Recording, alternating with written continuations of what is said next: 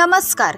छत्रपती संभाजी महाराज कैद कसे झाले आणि त्यांच्यासोबत दगाफटका कसा झाला हे आज आपण या व्हिडिओमध्ये पाहणार आहोत.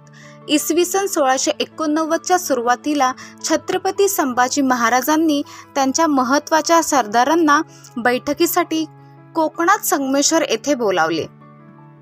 बैठक संपवून छत्रपती संभाजी महाराज रायगडाकडे रवाना होत असतानाच औरंगजेबाचा सरदार मुकरब खान यांनी महाराजांच्या फितुरांच्या मदतीने संगमेश्वरावर हल्ला केला.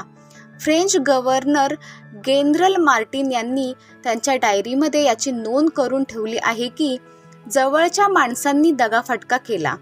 कारवाईसाठी गुप्तता बाळगली आणि सर्व कारवाईची आखणी खूपच काळजीपूर्वक केली.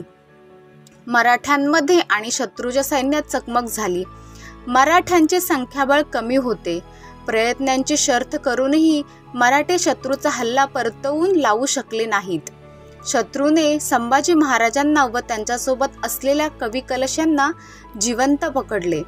छत्रपती संभाजी महाराज संगमेश्वरी पकडले गेल्यानंतर त्यांना वाचवण्याचे प्रयत्न झाले नाही असे नाही. महाराजांना वाचवण्यासाठी खूप प्रयत्न मावळ्यांनी केले, पण ते त्यात यशस्वी झाले नाहीत. यात सर्वात पहिला प्रयत्न हा ज्योत्याजी केसरकर यांनी केला. पुढे जाऊन अप्पा शास्त्री यांनी देखील महाराजांना सोडवण्याचा प्रयत्न केला, पण हे दोन्ही प्रयत्न अयशस्वी ठरले. नमस्कार.